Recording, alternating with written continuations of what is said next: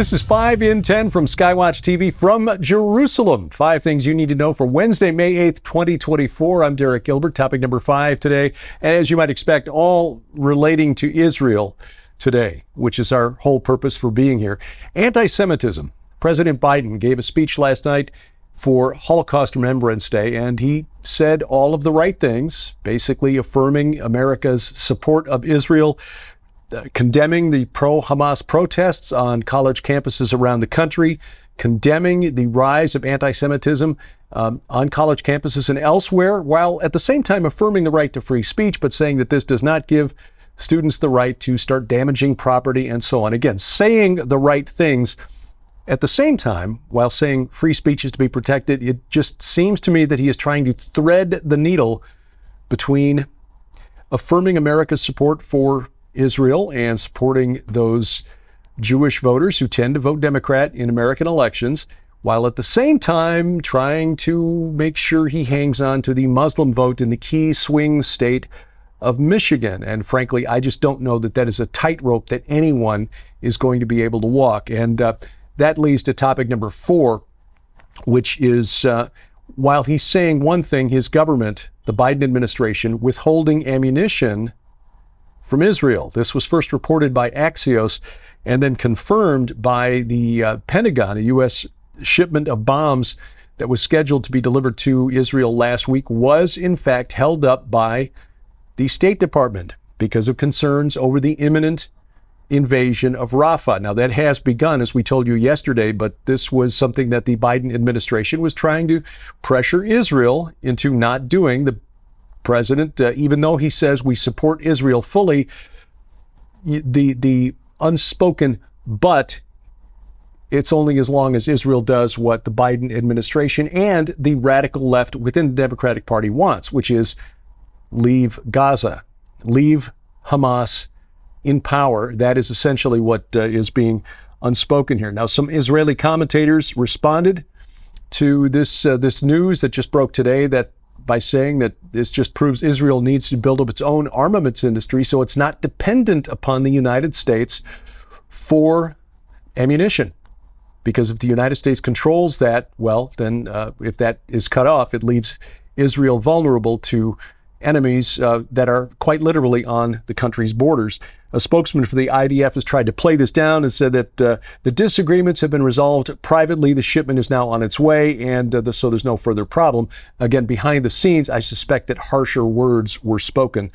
That leads us to topic number 3, which is the deal that wasn't. Yesterday, we told you that on Sunday night, Hamas announced that they had accepted the ceasefire deal that had been proposed by Israel, the deal that American negotiators with Qatari and Egyptian mediators have been trying to put together between Israel and Hamas to pause the fighting, at least in the Gaza Strip. What Hamas wanted was something that Israel had already said it would not accept, and it was announced very quickly that Israel was saying, wait a minute, this is not what we proposed. And there are 2 very interesting details that have come out in the 24 hours since we spoke to you last. Number 1 is that Israel says the Biden administration knew about the changes that Hamas made in the agreement. In other words, Hamas is saying, we accept the ceasefire, but the terms that they said that they accepted is not what Israel proposed. Israel says the Biden administration knew about those changes and did not inform Israel about them. Now, who's telling the truth here? Don't know. But if true, then the Biden administration did one of 2 things. Either it withheld the information deliberately, or secondly, the negotiators are so incompetent that they just didn't think it was important enough to pass on. I don't know which is true, but either way, it's disturbing. Now, the other interesting detail is this.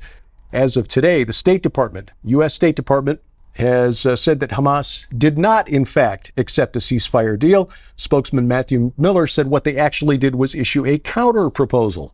Well, yeah, that's what happens when you change the terms of a deal that's been proposed to you. That is a counteroffer. That is not actually accepting the deal.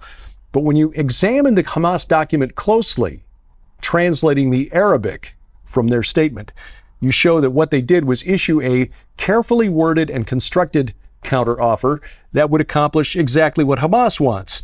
In other words, guarantee that Hamas survives this war and retains control over the Gaza Strip. Furthermore, under the terms it set out, Hamas expects to survive, expects to rearm itself and reassert its control over Gaza, while at the same time, if it convinces Israel to give up hundreds of terrorist prisoners currently being held in Israeli prisons, it would humiliate the Palestinian Authority, its rivals for control over Palestinian Arabs, by showing that Hamas could get the release of these prisoners where the Palestinian Authority could not. In other words, Hamas thinks it has an opportunity here with the Israeli hostages, the 132 that have not yet returned home, to negotiate itself into a position where it drives the Palestinian Authority and Fatah out of power in Judea and Samaria, what the world calls the West Bank. Now, there is no way that any rational Israeli politician or just average citizen would accept this kind of a deal. But sadly, in Israel, we are learning in just a couple of days we've been here that Netanyahu derangement syndrome is just as much a real thing as Trump derangement syndrome in the United States. In other words, there are some Israeli left-wingers who would happily sell out the country if it meant that Benjamin Netanyahu loses office. Sad to say, but that is the assessment of people that we trust on the ground here in Israel.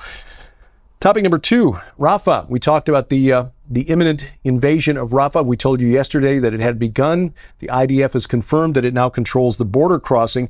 This is a significant development. This is the border crossing between the southern Gaza Strip and Egypt. And this is important because it significantly impacts, degrades Hamas's ability to smuggle people and weapons from the Sinai into Gaza. And that's what they've been using it for. This is why the IDF made this a strategic goal in this invasion of Rafah, to seize the border crossing. Because Hamas, throughout this war, which is now over 230 days, has been playing for time. 214 days, I'm sorry, because we just passed the 7-month mark. Hamas has been playing for time, trying to let world pressure on Israel build to the point that Israel finally gives in and gives up the goals that Hamas wants to achieve: surviving the war, release of the prisoners, humiliating the Palestinian Authority, and emerging in control not just of Gaza, but of Judea and Samaria as well. Seizing the crossing turns the tables. It cuts off this illicit supply of arms and men across the border from Sinai into Gaza. Also, by evacuating the eastern part of Rafah, some 100,000 Arab citizens moved out of that area to a humanitarian zone. Hamas lost a lot of its human shields. The citizens, the civilian deaths in Gaza, Hamas uses them to its advantage to raise world pressure on Israel. See these innocents that are being killed by the Israelis. By moving them out of the way before continuing this operation and seizing the border crossing, the pressure is now on Hamas and the 4 remaining battalions out of the 19 that it started with. That is what Israel's goal is. And I will say this, as Benjamin Netanyahu addressed the nation for Holocaust Remembrance Day, he made a point of saying that with or without the support of the rest of the world, read the United States of America, Israel and the government, the war cabinet, is committed to finishing the job and destroying Hamas, eliminating its ability to inflict harm on Israel ever again. Coming up, building bridges in Israel. That's how we spent our day. Tell you about that next on 5 and 10. We want to make sure that you know how you can get your copies of both of these new works in the Nearing Midnight and Hereafter exclusive offer. This amazing offer includes Nearing Midnight as It Was in the Days of Lot by the legendary Terry James, that explores in detail through the prism of God's Word the potential for nuclear war to break out at any moment. How the entire world is facing the imminency of a dictatorial digital monetary system. Why Mother Earth worship in the form of climate change insanity is being forced upon humanity. how the entities of Ephesians 6:12 will establish control through a new world order, and the blessed hope believers have in the return of the Messiah. Also included in this special offer is Jonathan Brentner's Hereafter. It's far better than you can imagine. This beautifully written new masterpiece will forever change the way that you view the afterlife. You will experience the anticipation of the jubilant reunion and celebrations in heaven that believers will partake in after this current life. Broaden your understanding of heaven and the start of eternity. You'll also learn the answers to difficult questions like, how will we experience and perceive time once in heaven? What will our emotions be like? What will our heavenly bodies be like? Will we have supernatural powers? And so much more. But we're just getting started. Also included is Jonathan Brentner's best-selling book, Triumph of the Redeemed. In this fascinating work, Jonathan helps you grasp onto the eternal perspective during life's perilous circumstances, the new earth, and so much more. This incredible offer also includes The Coming Judgments on DVD, where Terry James and Pete Garcia delve into great detail on the seal, trumpets, and bowl judgments listed in the book of Revelation. Also included is Jonathan Brentner's presentation entitled Hope in the Rapture. You'll be shocked when you find out why the Thessalonians were grief-stricken regarding the rapture upon receiving the Apostle Paul's first letter, and how you can be free from this very same trap. Sold separately, these items hold a retail value of nearly $90. Yours now for your donation of only $45, which includes free shipping to all U.S. orders. So don't delay. You can scan the QR code on your screen right now using the camera app on your phone for instant access to this exclusive offer. You can also visit us at skywatchtvstore.com or call 1-844-750-4985 and ask for the Nearing Midnight and Hereafter exclusive offer right now. Item number one today, building bridges. It's one of the reasons we came to Israel, Sharon and me, leading this solidarity mission, the arm-in-arm solidarity mission with our friends at Lipkin Tours. And today we did things you wouldn't normally associate with a tour of Israel, but again, that's why we came here. We began the morning with a visit to a hospital in Tel Aviv where soldiers who've been injured in this war are recuperating. They are regaining their lives.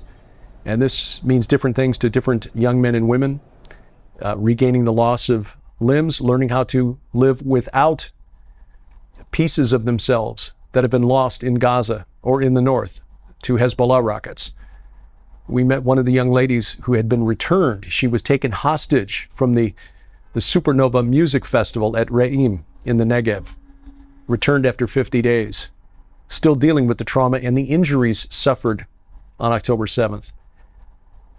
Every single one of them, and their family members who we met and talked with while we were there, grateful that Christians from around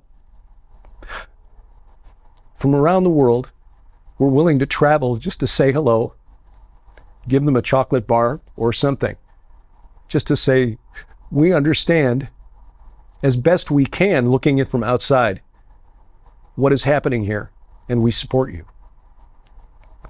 We traveled from there to the hostage square in Tel Aviv with the ongoing display,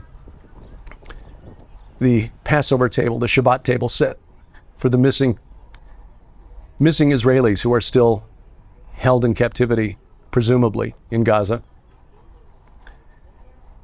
And from there, we spent, after lunch, with a ministry in Tel Aviv, or here in Jerusalem rather, called Bridges for Peace.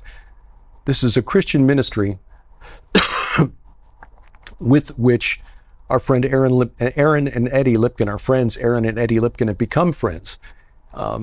They do missions work, essentially, for the people of Israel, putting together care packages of food for people who have just made Aliyah and who don't have anything but the clothes on their back.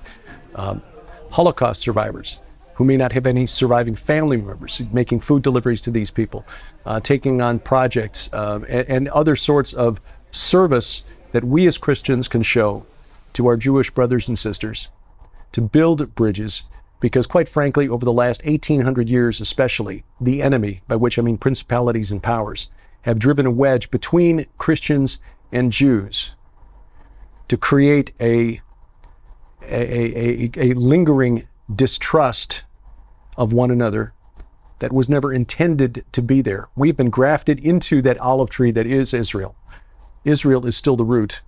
We are the branches. And the enemy would love nothing more than for have us, the branches, sawing ourselves off from the root and cutting ourselves off from the root. And all too often, that is what we see among Christian communities around the world. So that was a very powerful experience today. Tomorrow, we will be heading to the south, to the Negev, to see the communities attacked on October 7th, Sderot, Re'im. We will visit the site of the Nova Music Festival, and I imagine tomorrow will be a very emotional day, as today was. This week on Skywatch TV, we talk about what to expect in the hereafter. In fact, that is the name of the new book by Jonathan Brentner. Hereafter, he and Terry James, author of the new book Nearing Midnight, are guests on the main Skywatch TV program this week. You can watch it right now at our website, skywatchtv.com. You can catch it at our app. And the free mobile app is, of course, probably the best place to get it because it bypasses the gatekeepers of big tech. Other places as well, just go to the website, skywatchtv.com. All the various ways you can catch all of our programming right there at the website. But of course, the free mobile app brings it right into your mobile device and guarantees that we and you will never be cut off from one another. Thank you for watching as we keep watch. I'm Derek Gilbert in Jerusalem for Skywatch TV.